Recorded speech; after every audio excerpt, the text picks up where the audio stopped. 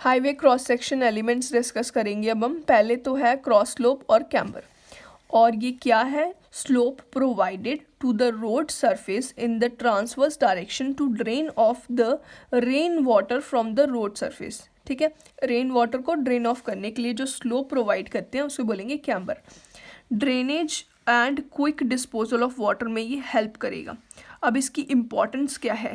Prevent entry of surface water into the pavement layers and subgrade soil. ठीक है, ये pavement layers और subgrade soil के अंदर वाटर जो है एंटर नहीं करने देगा अगर स्लोप प्रोवाइडेड होगी, तो उसकी वजह से ये बेनिफिशियल होगा। जिसकी अगर वाटर एंटर कर जाता तो क्या होता है? स्टेबिलिटी, सरफेस कंडीशन और लाइफ ऑफ पेवमेंट जो होगी वो एडवर्सली अफेक्ट होती है अगर ये एंटर कर जाए water. Prevent entry of water into bituminous pavement layer. ठीक है, बिट्यूमिनस पेवमेंट लेयर के अंदर भी एंट्री नहीं होने देगा।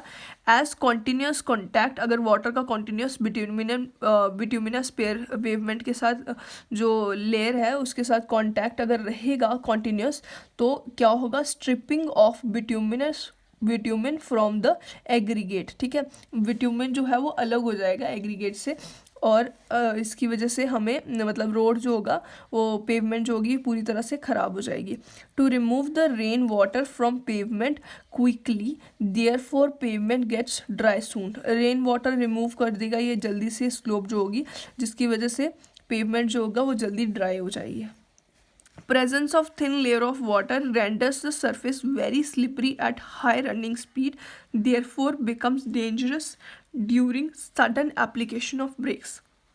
अगर थिन लेयर ऑफ वाटर भी अगर उस पर प्रेजेंट रहेगी पेवमेंट पे, तो उससे क्या होता है कि इस रोड बड़ा एकदम स्लिपरी हो जाएगा और डेंजरस हो जाता है ये during sudden application of brakes. ठीक है, provided on a straight road, ये जो है कैसे प्रोवाइड करनी है? स्ट्रेट रोड में प्रोवाइड करनी है by raising the centre of carriageway. Carriageway क्या होती है?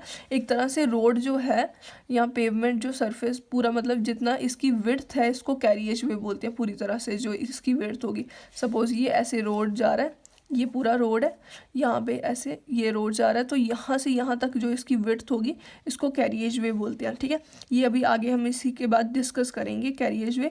तो कैरिएज वे में ये जो होता है उसको वो रेज कर देता है, सेंटर जो होगा इसका जो सेंटर पोर्शन होगा उसको थोड़ा सा रेज कर देंगे और विद रिस्पेक्ट टू एजेस, और एक तरह से क्राउन बना देंगे अलोंग द सेंटर।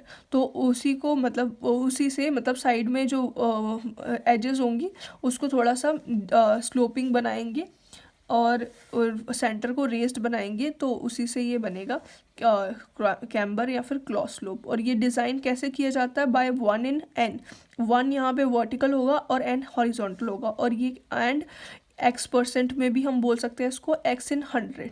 ठीक है, ये आ गया क्रॉस स्लोप और कैम्बर। विड्थ ऑफ पेवमेंट और carriage way.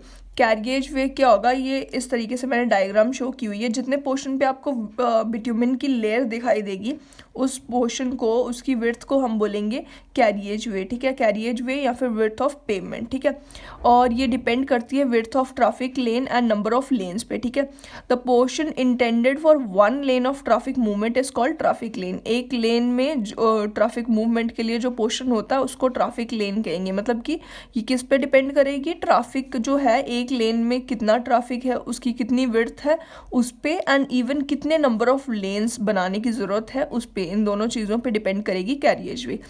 Lane width is decided based on the standard vehicle such as the passenger car.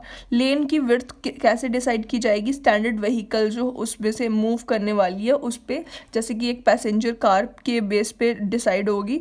और and it is necessary to consider the maximum width of the largest vehicle class, जैसे कि heavy commercial vehicle.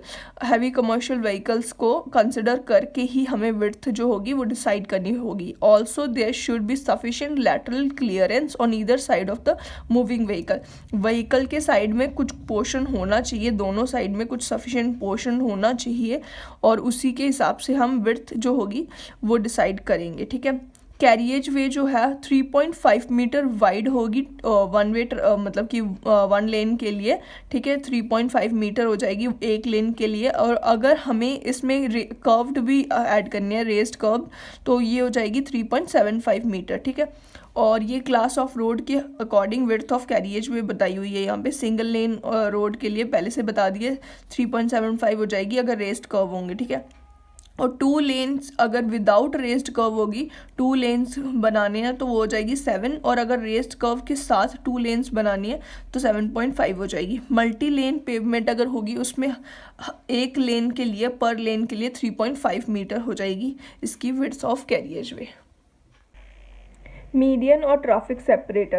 In highways with divided carriageway, a median is provided between two sets of traffic lane intended to divide the traffic moving in opposite direction. Opposite direction में जो traffic move कर रहा है उसको divide करने के लिए highway के बीच में एक मीडियंस प्रोवाइड किए जाते हैं, ठीक है। और ये to prevent head on head collision, ताकि उनकी जो है दोनों साइड के ट्रैफिक की हेड ऑन हेड कोलिशन जो है वो प्रिवेंट की जा सके, ठीक है। सबसे जो सिंपलेस्ट टाइप के जो होते हैं ये वो होती हैं पेवमेंट मार्किंग्स, ठीक है, और इनसे हेड ऑन हेड कोलिजन जो होगी वो प्रिवेंट नहीं की जा सकती, ठीक है। और इसके बाद ये हो सकते हैं फिजिकल डिवाइडर्स भी हो सकते हैं, एरिया सेपरेटर्स भी हो सकते हैं, ठीक है। इनकी जो विड्थ होगी 8 to 14 मीटर हम इसको प्रोवाइड कर सकते हैं, ये डिज़ायरेबल है। 8 to 14 मीटर हम प्रोवाइड करेंगे, और अगर फ्यूचर वाइडनिंग जो है अगर करनी है तो हम इस वाले एरिया को फिर से यूज़ करके कैरिएज वे में ही यूज़ कर सकते हैं इसको, मतलब इसीलिए हम ज़्यादा विड्थ इसकी प्रोवाइड कर सकते हैं।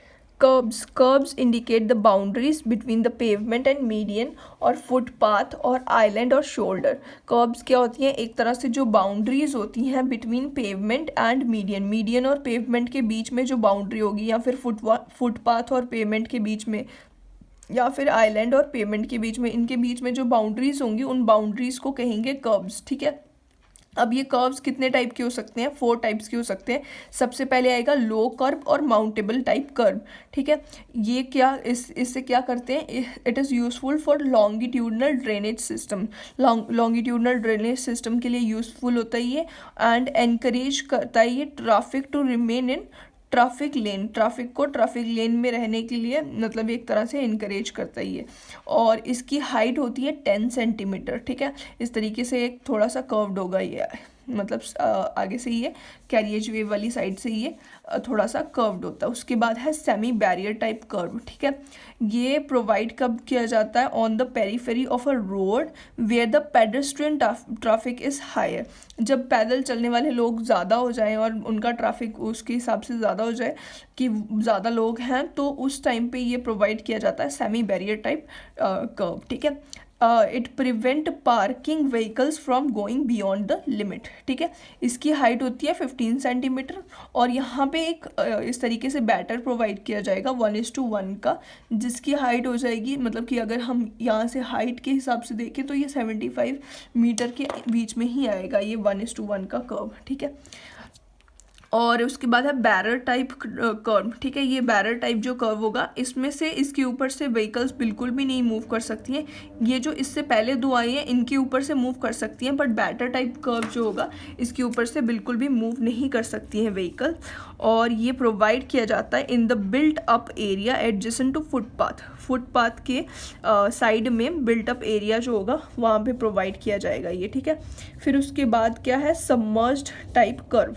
सबमर्ज्ड टाइप कर्व क्या होता है? Submerged type curve are provided on rural roads between pavement edge and shoulder, shoulder और पेवमेंट एज के बीच में ये प्रोवाइड किया जाता है। ये इस तरीके से सबमर्ज्ड नाम से ही पता चल रहा है, ये बिल्कुल अंदर की तरफ होगा, रोड के नीचे ही होगा, ठीक है। ये इस तरीके से ये प्रोवाइड किया जाता है।